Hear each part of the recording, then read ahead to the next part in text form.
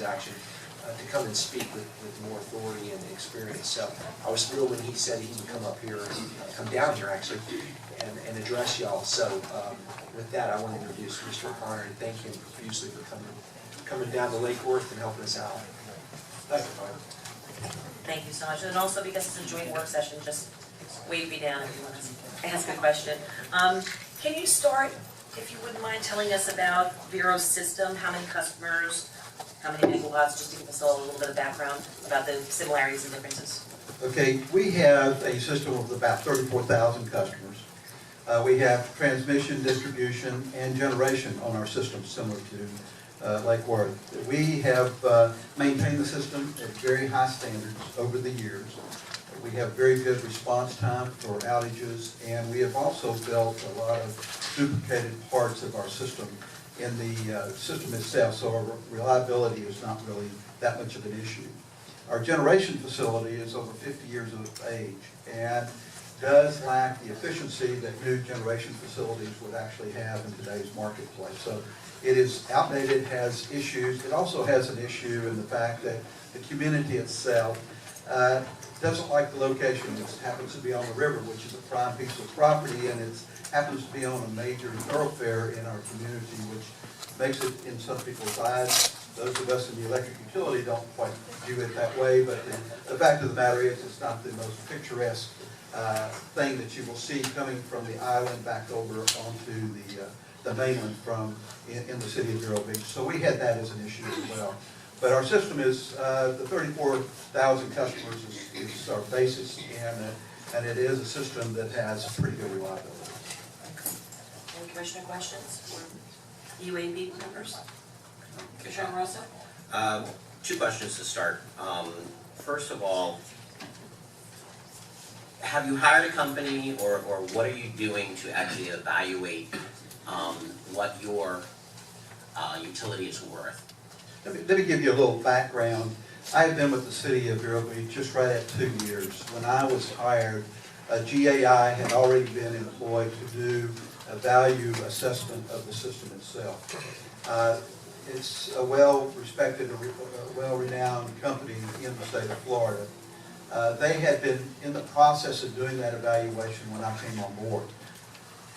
I'm not a big placing a value such as that on. I've had experience in another community. I worked in Dover, Delaware, which we went through a similar situation there. And trying to place a value on your system can be done in multiple ways. For example, GAI did it from 3 different perspectives. But we got down to counting the nuts and bolts, the screwdrivers, and the value of a utility pole. That really isn't a marketplace, in my opinion, a marketplace value system. There are other methods by which you can use, for example, the value of the meter. What is that value of the meter going forward, and using that as a value system? The issue really comes down when you put a value, especially as a public entity. You're going to place expectations as to what it is you plan to get out of that system. I think you need to be a little conservative and reserved in that area and think about what it is that you want to do. What are the areas that you want to explore? If selling the system is the key, and I used the example when I met the mayor a little earlier, it's like selling a house. And it really gets down to that basic, in my opinion, of what you're doing. If I've been offered a job in New York City and I've got to be out of my house in 30 days, it's one value. If it's I can live in that house for the next year and wait for the right price, it's another value. Those are the type of conditions I think you need to take into consideration. I, for one, would not spend a whole lot of money on counting the number of utility poles, the amount of copper lines you have in your system. I think you need to get to a little bit more basic and then get a parameter of what your value is in the market system. The market system is really sort of a universe, if you look at it that way. If you start putting parameters on the direction you want to go with your utility, those parameters being limitations, which are values. And everything you will do in a transaction such as this has a value. And before I move on to my next question, you had mentioned that the people put a value on the river because it's actually on the river. Will you be keeping that land and developing it outside of what FP&L is doing? Well, that's a unique question because in our charter, we have to have a referendum if we sell that land for private sector use. If the power plant is part of our contract, because we have two primary parameters that the city council wants to see addressed in the contract. One is the removal of the plant from the river, the other is we want FP&L rates as we go forward into the future. Removal of the plant is part of that. FP&L under our contract will be responsible for removing the plant and taking it down to the ground. That property comes back to the city. We have the right to use it under city forces, but if we're going to sell it, it has to go to referendum. Okay. What is your plans for your shortfall? As you know, Lake Worth has a shortfall that we actually bring back into our general fund, and I know you do too. It's not quite as large as ours, but what are your plans for your shortfall? We're going through that painful process right now, as a matter of fact. You really only have one flexible revenue stream that the city can rely on, that's ad valorem taxes. What we did is we ran some financial models, and I say when we ran it, our finance department did this. We looked at utility taxes, franchise fees that we would collect after the sale of the utility, the ad valorem taxes that would be paid because they would become private assets at that time, so those are revenue streams. Then we also looked at the reduction of our expenses, because a lot of our costs coming back into the city, which is a little over $7 million, were to offset those support services. For example, customer service, meter reading because of the electric utility, also any support for human resources, the city attorney, the city manager, those type of functions. And so we started seeing where we could reduce those costs. So you had the discussion of where would we increase revenues and where would we do the reduction in costs. We're in the process of doing cost reduction, and that's been the direction given by the city council. So we're going to try to get ourselves down to an organizational structure and a price for that organizational structure. Then we will look at revenue. Commissioner McCoy? I believe, and correct me if I'm wrong, but I believe that you're also a partner in either the Stanton or the St. Lucie plants, or maybe both. Is that the case? We are partners in the Stanton 2, and the St. Lucie. And Partners is a loose term. We are investors. Investment, right. And how are you extracting yourselves out of that? That was our major hurdle. And when you get into the discussion, everybody in the city, all 15,000 plus those who are outside the city, have their direction that they would have taken since we went. But we chose the route of trying to make sure that we had a buyer for our purchase, our power contracts. So we worked with FP&L and OUC, OUC being the primary generator, and then the secondary generator was FP&L, and also obviously the partner that we were dealing with in selling of our utility. And so we approached OUC. We knew we had contracts with FMPA as well as OUC. Our supplemental was with OUC. And it took us over a year to try to work through contracts of how to have that transferred. One of the issues is that all of those power supply contracts are financed with tax-free bonds. So it became a major issue as to using tax-free bonds in a private contract. But we feel like we found a way of doing that. OUC, with financial incentives, has agreed to take our power supply contracts. Part of our agreement also, and it's really an agreement between FP&L and OUC, the city is independent of this, FP&L has agreed to purchase power from OUC at their price, FMPA price, which we are referred to as market price, for a minimum of 3 years. Under IRS regulations, that is our interpretation of what would be allowed to do that. So we have paid $20 million to OUC for their supplemental power, and we're paying $34 million for them to take our FMPA power, and then Florida Power and Light has agreed to purchase the power at that cost for a period of 3 years. That is the compact deal in order to get out of those purchase powers.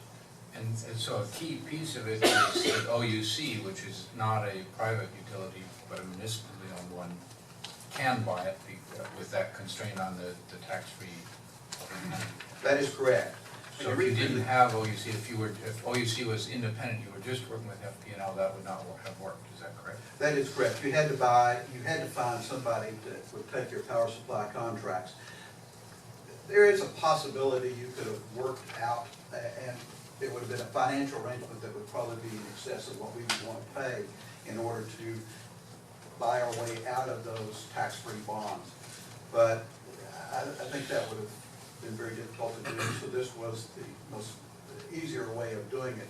But there are other municipals that could have purchased it. For example, we talked about maybe Jacksonville would be interested in it. They're not a member of FMPA, but they are a municipal power supply.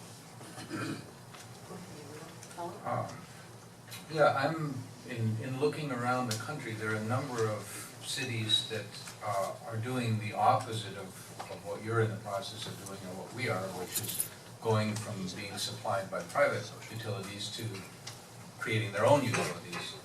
And I'm curious, they seem to be doing it, you know, it's obviously it's a major undertaking either way that you're going. What are the main motivations you had for going away from your own utility? I think that, as I explained earlier, we had really two. One is we did not think we could afford to take down our power plant. Also, our power plant is under contract with OUC, so we're sort of in a double pickle there in the fact that we don't even control the destiny of our gas supply to our power plant because it was in the contract with OUC. But the primary motivation for us, in my opinion, and that expressed, excuse me, by council, has been the competitive price issue. We have not, and I cannot foresee in the foreseeable future that we can compete price-wise with our competitor in our general area, which is Florida Power & Light. And so that price differential, we think that the closest we can get is about 15%. We're 23, 24% differential right now. So it's a price.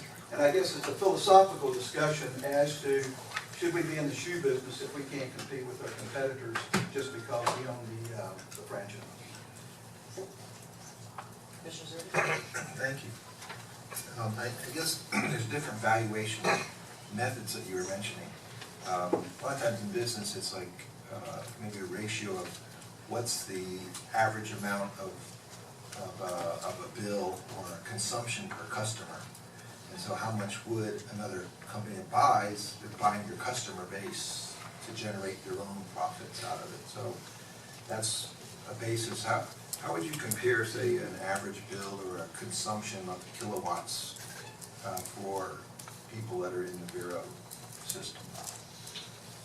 The return back to the city or the comparison? Gross cost to the city that's to provide the service and the power and all versus what you... We have a 6% markup, is what we do. 6%, and that we apply that to all of our utilities. And that has been a guidance from the council since I came there. It used to fluctuate depending on what the budget needs were at the time, but we set a goal that 6% would be our maximum contribution. Now, that doesn't take into consideration the support of the other support services, for example, customer services, human resources, finance, and that kind of stuff. But it's a 6% markup is what we have. And we arrived at that number based on an average, but at the same time is what, in my opinion, was a fair return. And so that would cover you all think out about $5 million a year toward the Vero funds? Between 4 and 5. Between 4 and 5. And our total is somewhere in the neighborhood of 7. So in that sense, during the sale of this, you didn't have expectations of kind of compensating for that when you pull off the funds in the price you're going to get from FP&L. No, sir, we did not, because you got to remember that price was somewhat inflated in the fact that we couldn't be competitive in the marketplace in the selling of our power. So that was, you have to take that into consideration, in my opinion, as to what you're doing when you're buying and selling the utility. Now, from a city's perspective, let me preface this. Every city is different. That's why we have home rule. We have a different makeup of the community as to what their expectations are. I'm speaking only from what the direction that the city of Vero Beach has gone. Now, you know, in some parts of the country, we're very competitive in our price. This would be a totally different discussion. But in our particular situation, we happen to be in the market area of probably one of the more competitive utilities in the entire country. I have a question. What are you, when we're looking at, can we talk numbers just to give some examples of some of the things that you just mentioned in the last few minutes? Meaning, the sale price. Sale price that we have right now is $111.5 million. Okay, so 111.5, and you talked about paying out to get rid of some of those entitlements that you have. What did that cost? $34 million would go to get us out of the FMPA entitlements, and $20 million is out of the OUC supplemental entitlements, and we have somewhere in the neighborhood of $49 million worth of debt service that would have to be paid.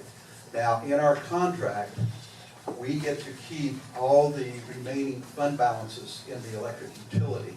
So what we're saying there is that any bills that go out, that revenue comes back to the city, as well as the reserve pockets that we have, that we've set up, for example, capital projects and stuff like that, that we don't necessarily, we would not do because we wouldn't own the utility. So you walk away with 11 million or 10 million at the, after paying off all those entitlements? Our goal is 35. 35, with what's left? With, yes. Okay. And then what is your contribution to your general fund? The general fund operations between 4 and 5 million. 4 and 5 million.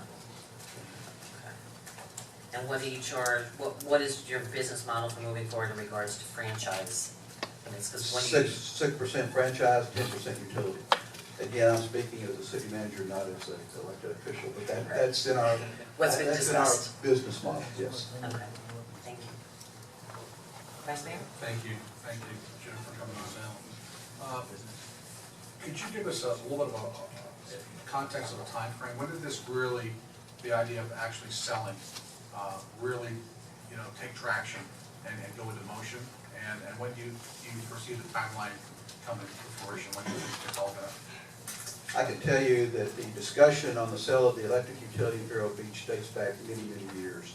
As a matter of fact, it goes back to one of the guys that I used to know, John Little, and he was not able to pull it off.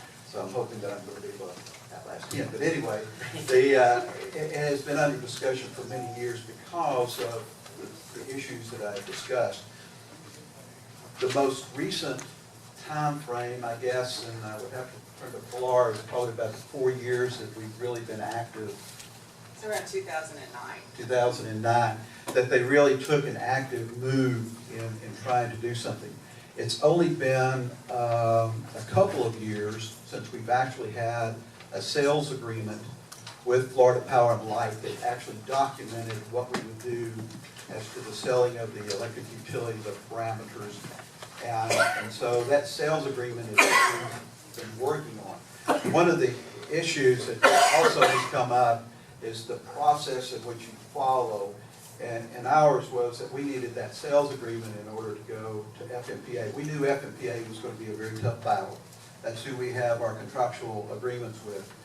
But you had to have some document that you could take and negotiate from in order to start the process in earnest. That's where we are today. How long it will take,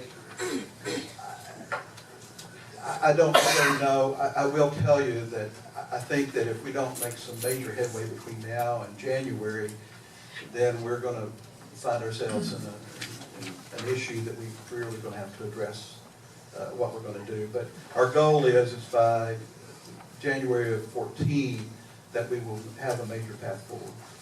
Okay, not to put you on the spot, but if you get it to do all over, if your organization, could do it all over again, is there something that you would have done differently? And if so, what is it, and what advice would you give us as we, dip our toe in these waters? No offense to my council members, but just thinking back as to what I would have done, I think the first thing I would have done is what they did do is hire an attorney to help you understand those challenges that you're going to have. I would have hired an attorney and not a firm. I would have gone and I used the example earlier with the mayor. When I was in Dover, Delaware, we hired an attorney that I had talked to members of the PJM, which were private utilities. I had talked to several co-ops and municipals and talked around the industry to find a name that would crop up that would help us.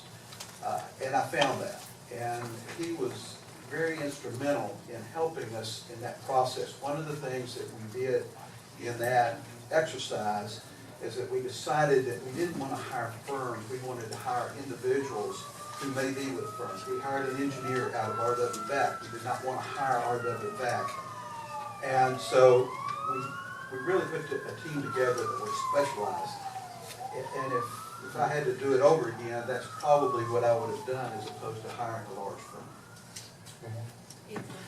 Since your municipality has really said, yes, we're gonna move forward with this idea, we're gonna explore it, we're gonna move forward, can you comment on quantify in any way, shape, or form what that has done for your overall business growth? Is there anything to spur growth in your community? Is there anything to encourage investment? Is there any way that you can tell us that has been a positive or a negative one or the other for you?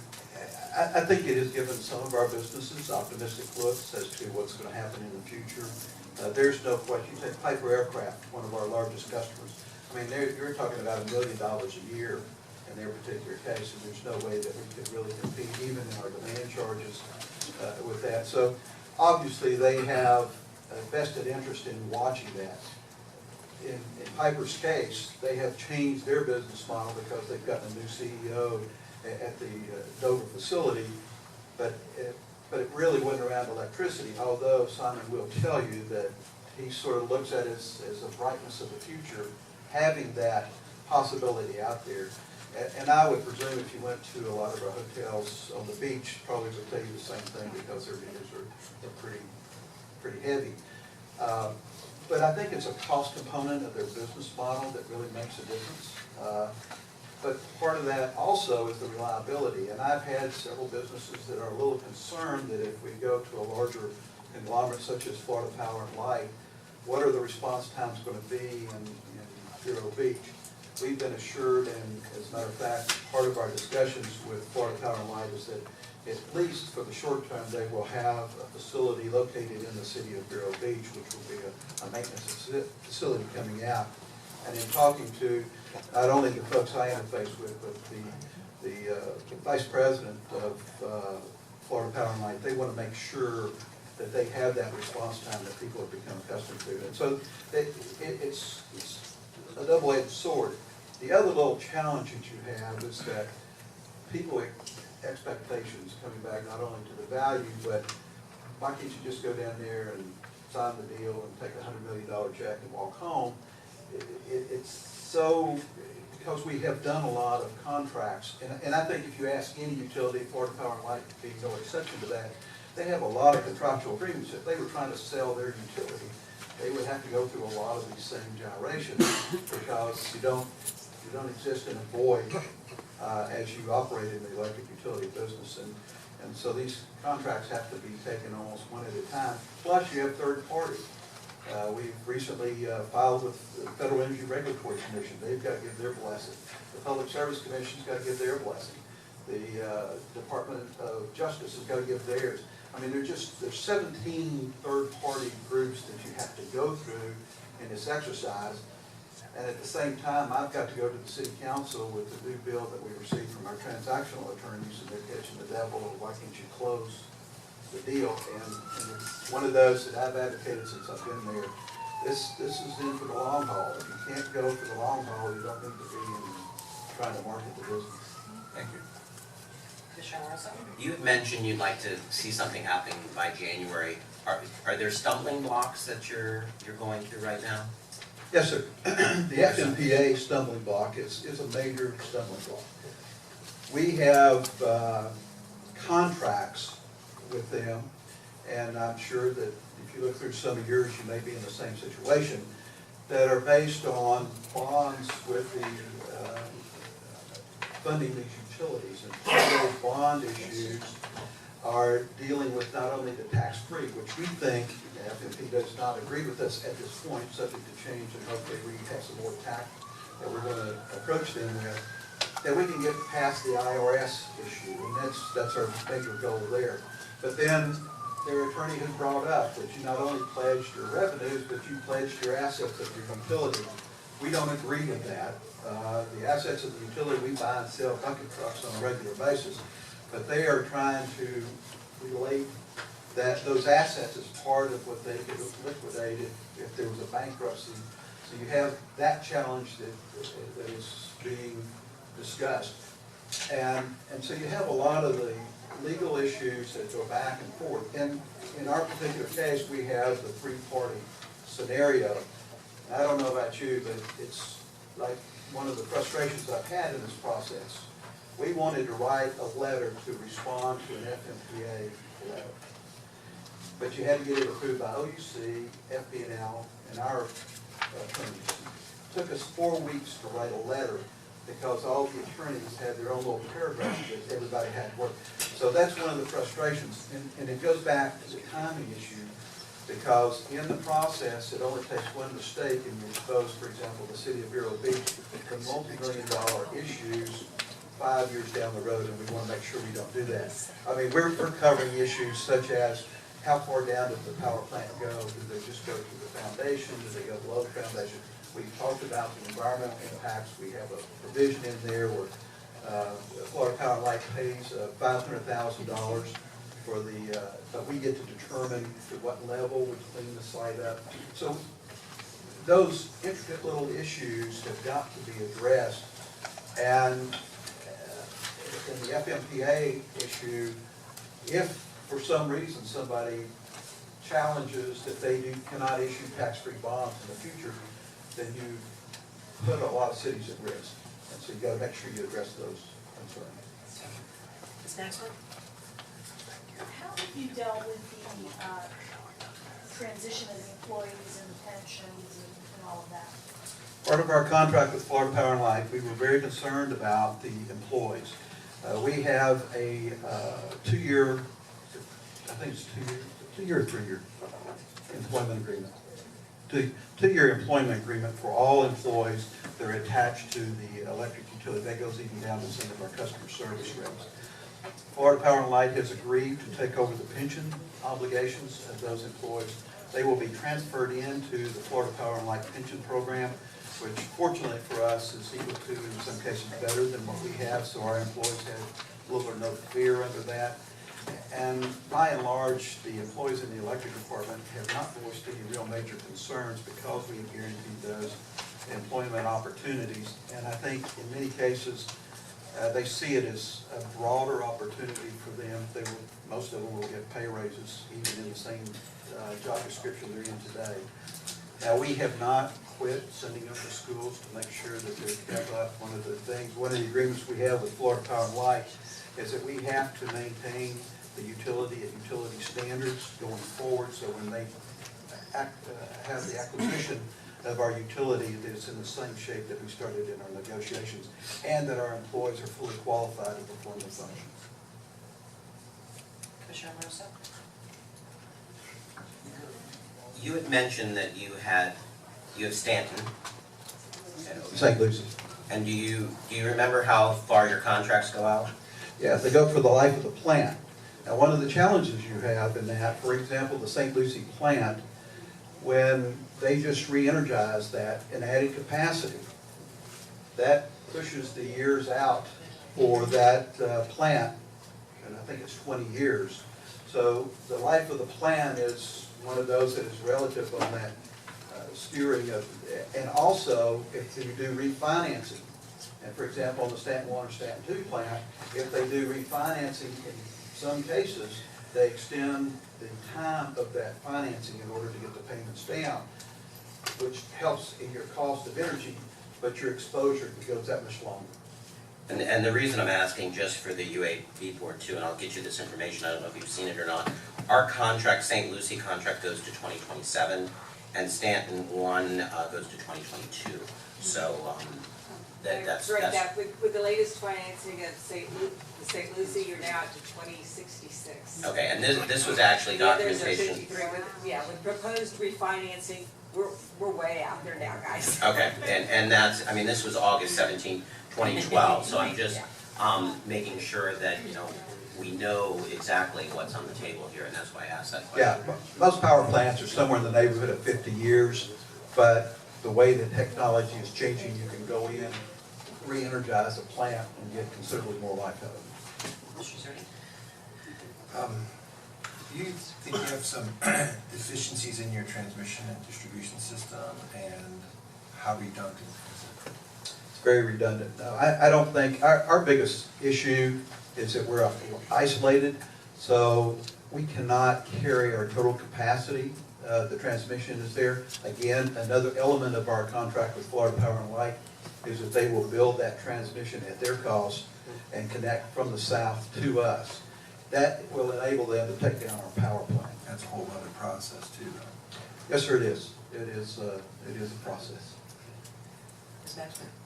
Just to follow up to Commissioner Amarosa's question. Can you speak into the microphone? So Yeah, we can hear sure. I've got just some deep concerns about whether or not that's applicable, the extension. I talked to the city manager about this. I think we definitely need to know, whether we're automatically obligated for those additional years.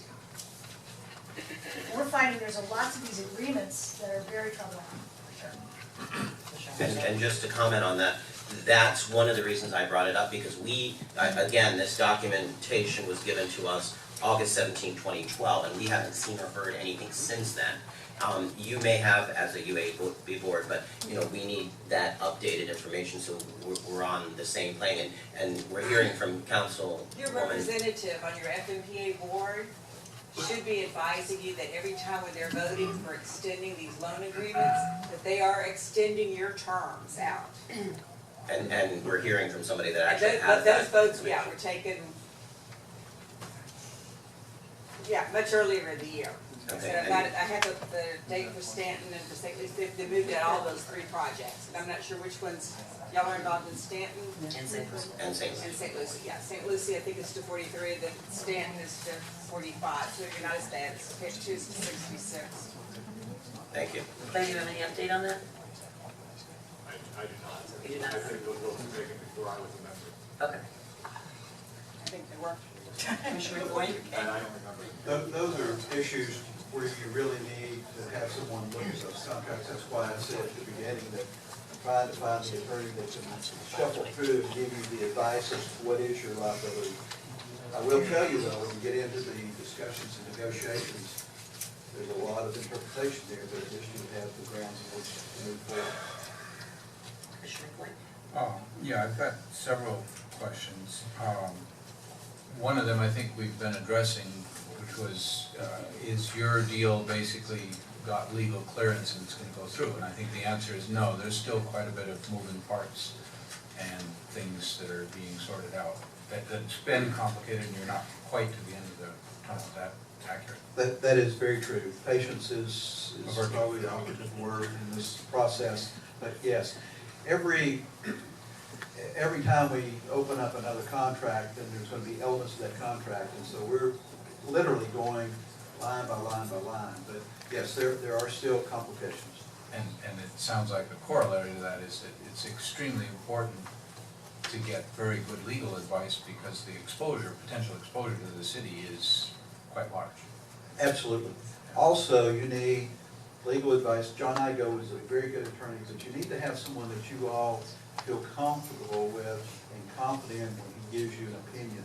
And that's going to be the challenge. Because in the long haul, as experienced in Vero Beach and any place else I've worked, over the long haul, attitudes start changing, positions start changing, and you've got to sort of make sure you stay the course in the process, because it is one of those. And so therefore, having the competent attorney and the competent engineer and anyone else that you would put the faith in is very important. Yeah, a couple more. If I want to make sure, because it was quite a number for me, if I understood right earlier, you said that basically the net, by the time you pay off all the various things that you've discussed, the net of selling it was going to be, your hope was, I think you mentioned about 10 million and your hope was 35 million. Yes, that would be the cash we would have on hand at the end of the transaction. Because they get to walk the. We get to keep our reserves, that's correct, and accounts receivable. So we're not looking at hundreds of millions by any means. Oh, We're looking no, at- sir, no, sir. When you exit the utility, if somebody has an expectation that you're gonna collect, 40 years of $6 million transfers, it's not gonna happen. It's a value of a transaction that you're doing on the value of the system. You will have to, and it's important to know, the great majority of cities in this country operate without electric utilities, so it's not something that's brand new to the world. But once you give that up, then you've got to find out where your revenue streams are going to be at the same time what you're going to do. But the answer to the question is, we look at it as a way of getting us over the bump. We are also looking at our business model, taking that money and paying off our pension plans, because we have the deficits in our benefit, and we're a benefit program. We're probably going to go to a system where we just make contributions to like a deferred comp or something. And just clarifying that, so a portion of the 35 million you're thinking of using to pay other pension, not the electric. That's correct. The electric goes with the transaction. The council's decisions will be as to how we use that money. And in our discussions and in our business model, one of the exposures we have is that unfunded pension liability for the other general employees. And then I got one more, and then maybe I can let somebody else come back to the last one. Has anyone done a in-depth sort of study, because you mentioned that ad valorem is sort of your other revenue stream, and you recognize that as you get rid of the utility, you're diminishing the revenue stream to the city, but you still have services that you need to provide. You think some of the services will go down a little because you're not doing customer service and so on. But I think you're envisioning a certain amount of a shortfall, which is going to have to come from ad valorem. Has anyone done a formal study of saying, in the shoes of a resident, an average resident, some range of residents, the net effect by the time you get a cheaper FP&L price, but you increase, the increases that you need to do to provide the same level of city services, what's it going to look like overall? Has anybody done that study? Have you asked for that? Let me tell you, a lot of people have done the study. There's a lot of spreadsheets that are out there. And one of those claims that we are spending about $2 million a month, round numbers, in excess for the purchase of our power. So if the average person, and if you say that's true, if you're paying 23% more for your electricity, then there are numbers that show what you would save if you went to Florida Power Light. The city of Vero Beach, as an example, because we bill our utilities just like we do anybody else, we would save somewhere in the neighborhood of $200,000 a year on our water plant. So if you put an ad valorem tax equal to that, and in our case, if your ad valorem taxes went up 25%, we would probably cover almost everything our shortfall would be. But at the same time, we're going to do organizational structures. For example, we're contracting out some of our mowing.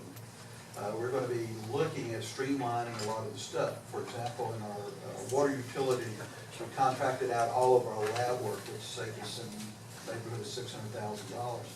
And we're looking at every department as to how we do that.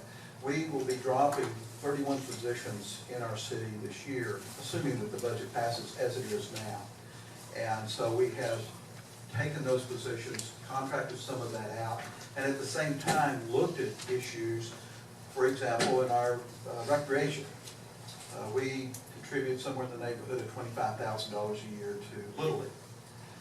Typically speaking, that wasn't a big deal, but going down through there, we found 73% of the people, the kids playing in Little League, happen to be in the unincorporated areas. So it's our opinion that the county should pay 73% of the cost of operation of that Little League program. So the city council has written a letter to the county expressing that same concern, is that we need to find where our cost centers are, what are driving those cost centers. Another issue in recreation, we have a person who does tennis, and we have a tennis pro, but he's independent, he's an independent contractor, it doesn't cost us any money, but the person who sits in there and arranges for the tournaments and all that other stuff was costing us money. The first budget that I put forward was gonna reduce her hours. Well, there was a big outcry from those who participated in that program. They said, we're willing to pay more, we're gonna implement higher charges.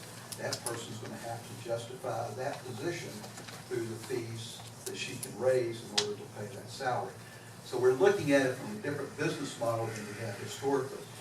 Does that mean that we're gonna lower services? We may not teach tennis, or the tennis pro may set his own schedule or something, I don't know. We are looking, for example, at our leisure square, which is a swimming pool area. It costs us somewhere in the neighborhood of $1,500 a month to heat the pool. In the wintertime, there's not that many people who even go for the heated pool. We've also proposed in our budget, we're gonna close that pool on Sundays because we found there was a very little participation. So it's made us look internally at what we do and how we do it, and then try to find ways of reducing those costs. At the end of the day, it's gonna be a different organizational structure. Follow-up? A direct follow-up. If you'd like to, if you've got any consulting professional services money, we'd be happy to consult with you. We let go of a bunch of people when we're slowly in the process of rethinking that, and we also did mowing contracts, and Bring it back. yeah. So we've, it sounds like we're a couple years ahead of you on some of these things, and I'm sure we'd be happy to share experience. Right, and we're going Didn't through always a work. painful process. It doesn't, I agree. But, for example, we're debating now a patrol officer in our police department, and that's gonna be something that the council will have to deal with when it comes up in the budget. Talk to us. So you're right. We've been through all of these. We'll be each other's guinea pig. Ms. Maxwell? Just on the flip side of that, has anyone done any assessment of what the increase in values might be? Property values, which would add to the overall revenue base, without necessarily having to increase taxes, because of the perception that you're on par with the adjacent utility. So that, businesses may move in, residents may move in. Have you done any assessment of that? Oh, we have. We're pretty well built out. It would be very difficult to see a large in-migration. Now, surrounding our city in the unincorporated areas, which 60% of our customer base is outside our city. So you might see something like that happen, but within the corporate limits, it's pretty condensed, at the same time, pretty well built out. And I would not envision that we're gonna have big corporate enterprises because our electric rates could be floor, power, and light. I think that in many cases, that the component of the electric charge is relatively small in many businesses. But even taking the residential side, just values, just the we have an issue with people perceiving that because of the utilities, that they don't want to move here. And as a consequence, our property values are artificially depressed. So you take that issue away. We have the same issue that a lot of the realtors tell us, that they show properties in the unincorporated areas outside of the city of Vero Beach electric utility, which is accurate. But the fact of the matter is many of the highly high demand properties happen to be within the corporate limits. And so we have not really seen, for example, people leaving Central Beach and going to the mainland outside of utilities. Does it drive the price up? Possibly, but I think it would be marginal. We have not done that stuff. Oh, Ms. Clark? I have a question about the contribution to the general fund. You mentioned 4 to 5 million. Has that consistently been 4 to 5 million, or only in recent years? Some years it had been higher, and most years it probably didn't get much lower than that. But historically speaking, in the city of Vero Beach, depending on the needs of the general fund, a lot of times you make transfers from the electric utility. If I could just ask a quick follow-up to that, city manager, we're at a fixed rate for many years, right? And then that changed. When did that change? Do you know? I think I can answer that. Like 2 years ago, we went from 10% to 8%. Okay. 2 years ago. But when did it start to fluctuate? Wasn't it always a fixed? Yes. It was always a fixed rate of what Well, percentage? That's my understanding. Of what percentage? 10%. 10%, okay. And we switched to 8%. Okay, thank you. Commissioner Zerdy? How much reduction do you think in the price to your customers are you anticipating in their bill, or like an average 1,000 kilowatt, or some, do you have an idea of that? Yeah, I think it'll come down 1,000 kilowatts, somewhere in the neighborhood of $23, $24. Okay, and so what percent might that be in their bill? 23, Oh. 24%. 23 or 24% reduction? Typical Yeah, we're- sales, that's the planning number. And So how, that's our, what we see as our real rate differentials. okay, and then how close to the city's target of what they thought they want to get for the sales price versus what you all got to?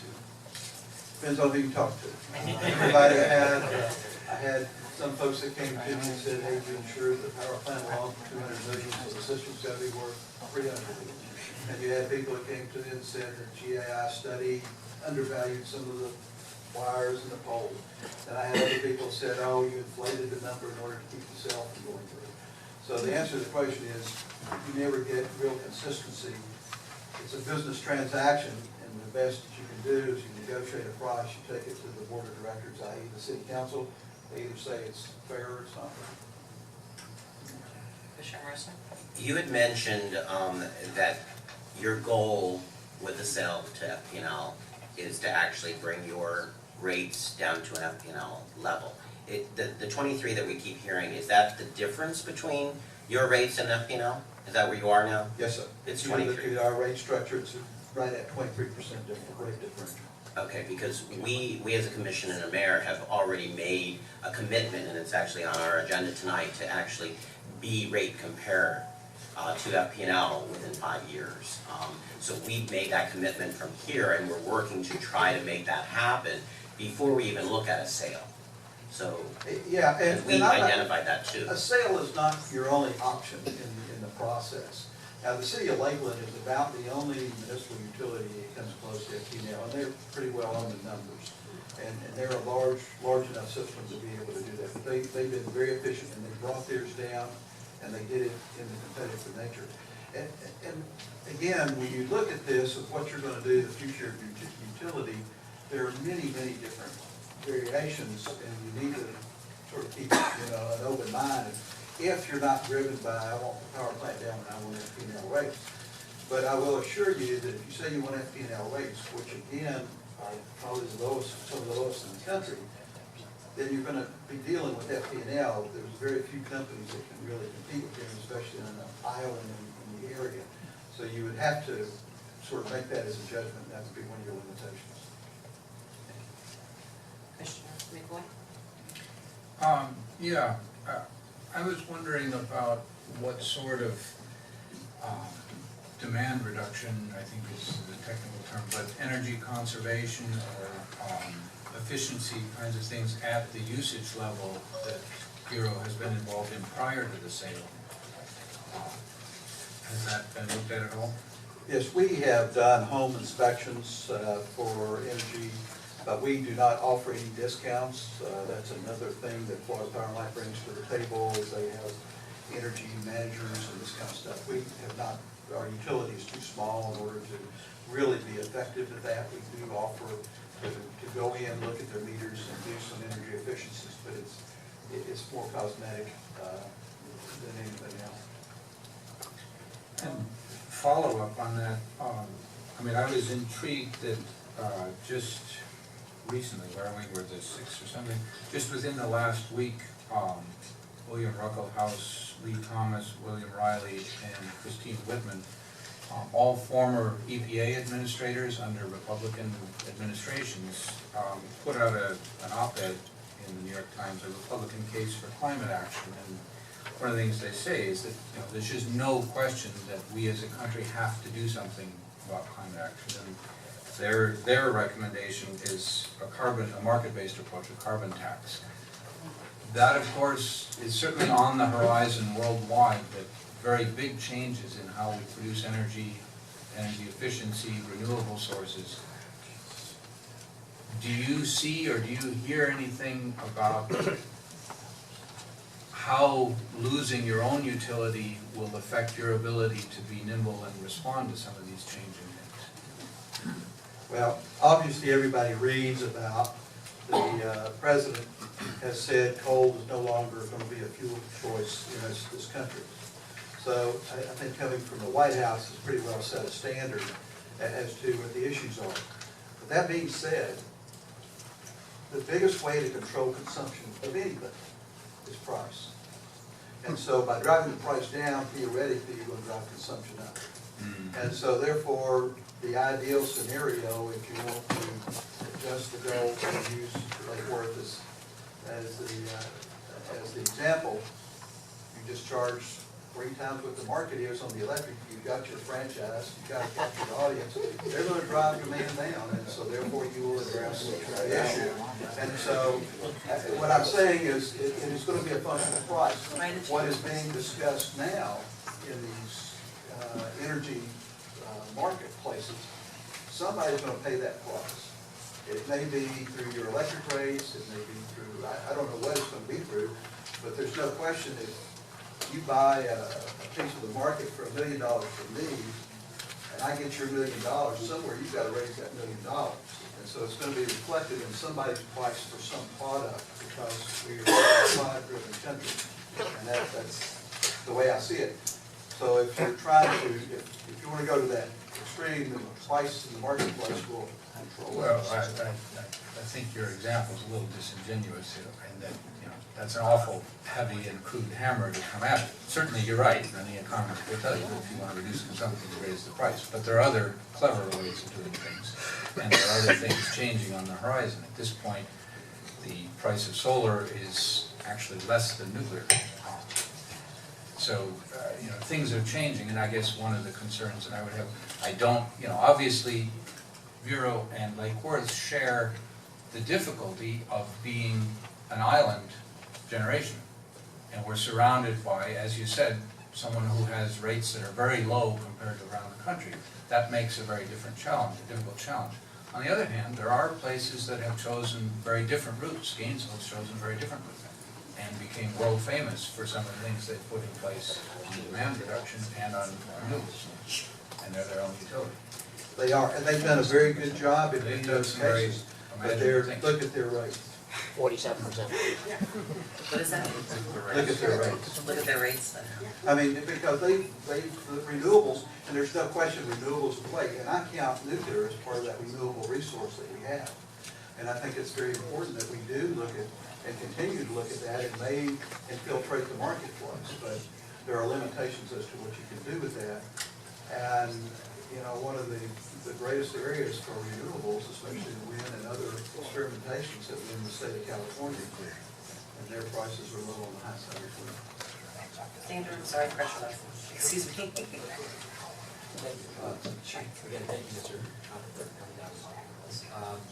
You mentioned at the beginning when you came in, the city had hired a firm to buy, was it GF? GAI. GAI. What was the number that they put on when they? I think it was 186 million. 186. And did they at all mention or foresee the issues you would have with the payments you have to make for getting out of the contracts? Is that part of that? Oh, no, this was just a total valuation of the system itself as to what in their opinion, what would be the value. And that became a debated number for many months. All right, so that would be one of the things that people would point out to you when they were saying that you were bringing in 35 net and looking at that valuation. But as you said, they were kind of all over the board with different methods of valuation. And also, we arrived at our value, when I say $111.5 million, actually the number's in the neighborhood of $173 million, because we're requiring them to take down the power plant, that 14 million. We're requiring them to build the transmission to feed the city of Vero Beach in order to facilitate taking down the power plant. That's on the Florida Power and Light. So we put a lot of caveats in that added cost to their side of the equation that add value that is not a dollar. We're not going to receive a dollar from that transaction, but we receive the benefits of what is taken for us. All right. And then I have one last question about going back to the general fund and the budget gap. I was looking, I saw an article from back in March, so maybe some of the numbers have changed, but the finance director of Vero Beach estimated $2.25 million for the budget fall. There's another one that said you know, that it wasn't quite that much, 1.6. You know, they all talk about different, you know, perhaps you need a 56% increase on tax rate, or one says, you know, it'd be more like 40%, another says it could be up, you know, even higher than that. I know they're kind of all over the place, but I appreciate what you said about trying to find savings. I understand that's the directive you have and the way you're going. But at the end of that process, once you've exercised all your ability to save and cut, at the end, you're probably going to have to increase some taxes somewhere along the line, don't you think, to make up for that? Absolutely. I think as the city progresses, we're not going to be so nimble that we'll never have tax increases. So the answer to the question is yes, we will have tax increases. And your city has the flexibility to make those kinds of tax increases, you know, if necessary, is that correct? Yes, sir.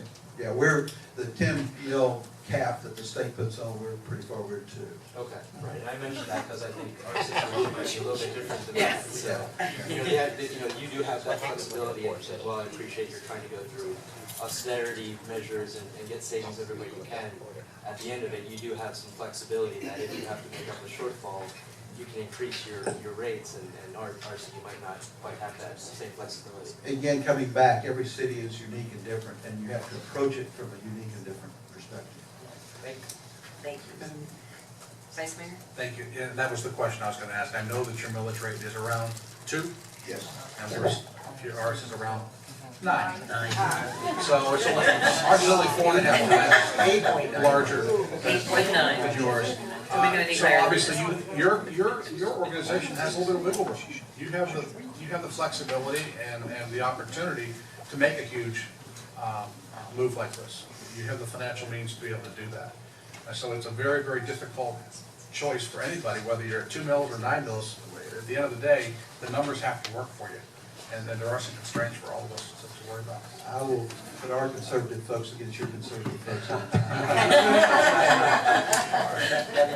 City Manager? Just a couple more comparisons to the millage rate we're collecting.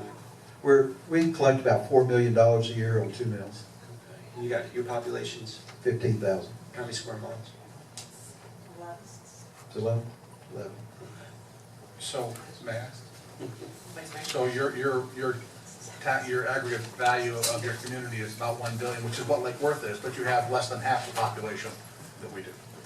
Yes. So there's, you know, there's a It's lot hard to of, do that. Every city's, like you say, in every, exactly. we're in a more of an urbanized street, so there's a lot of differences and similarities. Yeah, and some of our costs are driven that we have an awful lot of tax-free properties. For example, we're a county seat, the whole county complex is located there. And so we're also the center of the church business. We have a considerable number of churches. We'll match you. We'll match you on that. But you've got Piper Aircraft. I mean, what's your biggest employers in the city? Piper is our major employer, Yeah. and tourism is our biggest industry right now. You have a lot of hotels. We do, and they're on the beachfront, which Got the beach gives our front. value. Can you come back at another session, talk about your pool? Yes. Any other Mike, you questions? can't make money on the pool? No. That's a weakness now. Ms. Maxwell? Just have one last question, and also if the former mayor, commissioner might answer this one as well. Just what's the best advice that you could offer us based on your experience and similarities in dealing with FMTA? And what is your best advice? My best advice is set what it is you want to happen.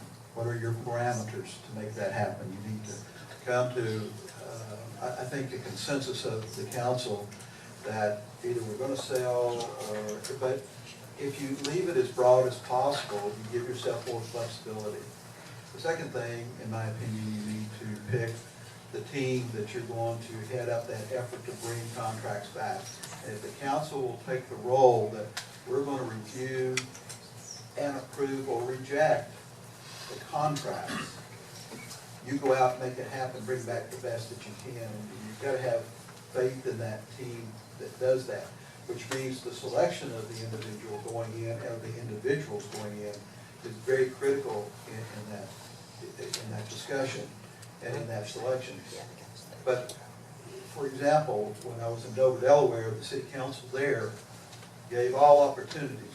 Delmarva Power came in and said, here's $100 million for your electric utility. And good friend of mine, still a good friend, was Mayor Jim Hutchison, and Hutch said, Jim, $100 million, just think what we could do with that. And I said, well, start deducting all of our costs associated with that. And eventually, but the bottom line to that is that we went out and got the right team of the experts, because that's critical to do, who can help you put together a deal. We wound up with a deal totally different than what we started with, but the parameters were a lot less than what we have in our situation here. What the city council has said in Vero Beach, we want to protect our customers in their rates into the future. In Dover, we didn't really start with that premise. Our premise there was, can we maximize the amount of money? Because most of the guys there were businessmen on our city council, so it was a different perspective, a different city operation as we did it. And when it finally worked out, no one would have guessed the 3 years before, and it took us about 3 years to go through that process, what we would wind up with at the end. They would have never guessed it. Thank you so much. I think, once again, you really have to consider your own city and your particular circumstances. I mean, the city of Vero Beach, we have 60% of our customers are outside the city. So obviously, their contention is they're being taxed with no representation, and they've continued to support the city. Of course, for the city people, hey, this has worked great for us for 30 years. What do you mean we don't want to do it anymore? Well, with our electric rates, the differential got to over 30%. We're surrounded by the lowest cost producers. Yeah, you could understand why you're going to have an outrage and roaring about saying, hey, you should not be in the electrical business, you cannot be competitive. When we negotiated our additional power source contract with Orlando Utility Commission, the city council, the staff all said, oh yes, we will get FPNL rates. We did not get FPNL rates. That disparity continues to grow. And as we see coal being more inefficient, the power costs that we get from FMPA, what we buy our power at, exceeds FPNL's retail rate. What chance do we ever have to be able to meet FPNL's rates? You know, what happened to transmission and maintenance and power, everything else? You know, there was no way. So for us, this was a good move. Although we may not be bringing a great deal of dollars back into the city, we're saving over $20 million to our customers every year by going forward with this deal. And that is a huge note to businesses. I mean, I've been called by a business that, oh, he wants to expand and was going to move out of our county area because of the electric rates.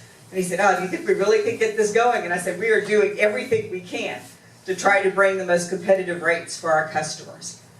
And with this sale, you know, we're looking at approaching our pension problem, which costs us $3 million a year. I mean, I don't know where you are with your unfunded pension and how you're catching up with it. But if we can fund that pension and eliminate that $3 million, that pretty much takes care of the deficit, the $2 million deficit that we're going to have in the shortfall. So, I mean, there are things you can do. Each city, you have to work your own issues through and know what number you need to get to.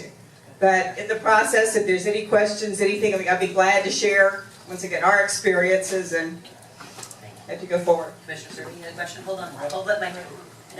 Yes, did you entertain at all upgrading your own plant?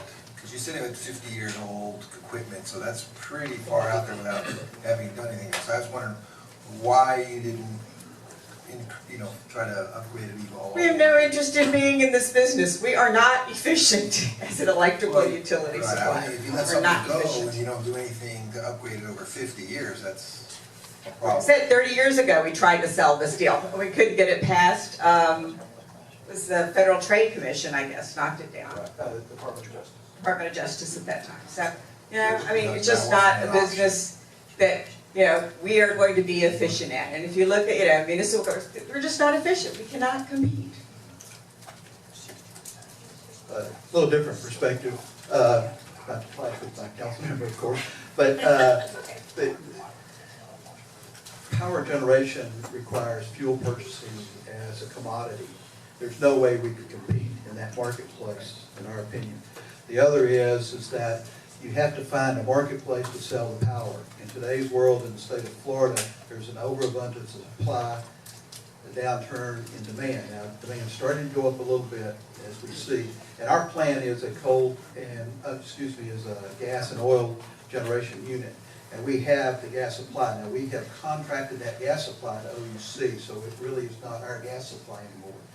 And we even actually cannot turn our plant on without OUC giving permission under our terms of our contract. So we locked ourselves into a pretty tough situation. The idea of a small utility like ours to be in a generation mode, we would have to have a very good partner. Using my Dover, Delaware example, Duke Energy came in and became our partner. But they could sell off systems, they could purchase gas considerably cheaper than we could for our unit, and then they also were able to purchase power out of the market from North Carolina. So they were able to drive our prices down in our contractual agreement with them just based on their market size and what they could do. But they actually ran the plant. That term of that contract was about 10 years. My successor did not believe in that same concept, and they now have challenges with their power plant and their prices of their electric commodities. So it all depends on how you're going, but a city to take on the capital requirements and the fuel purchase requirements, you're going to have some type, in my opinion, you have to have some type of partner in order to make that even that competitive.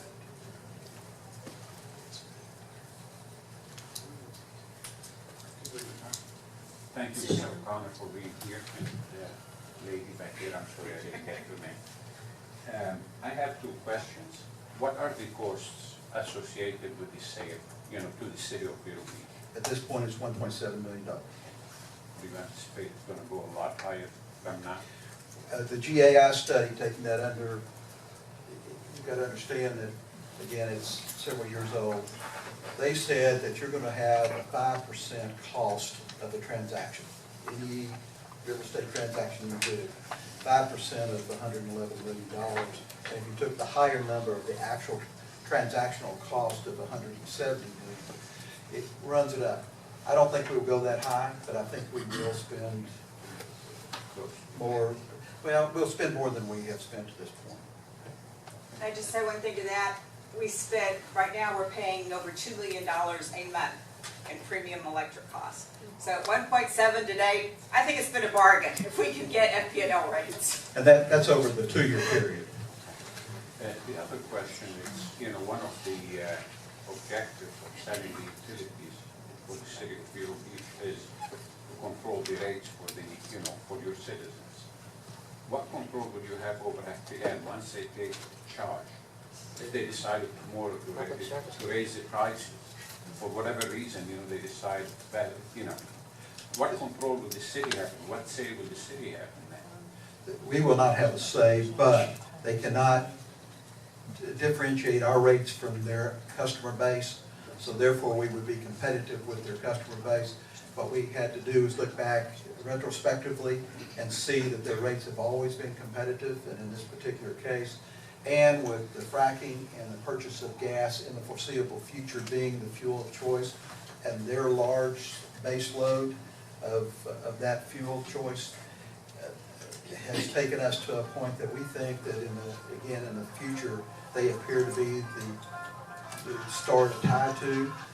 If you look at TECO or Duke Energy, their prices are considerably higher than Florida Power and Light. And their foreseeable future, take Duke as an example, and I use them in a positive form up north, but in Florida, they bought the Crystal River plant.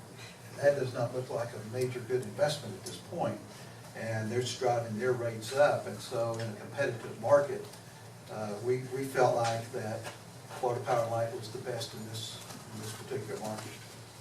And something, I just wanted to say that the whole thing is to protect the customer.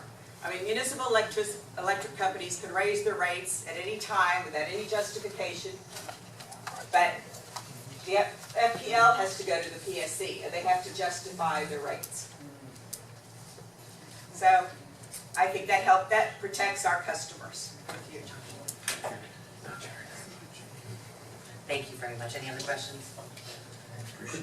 Could we ask you to state your name for the record? I'm so sorry. My name's Pilar Turner. I'm a city councilwoman for Vero Beach. Thank you. Well, thank you for making the trek down here. It's been very informative.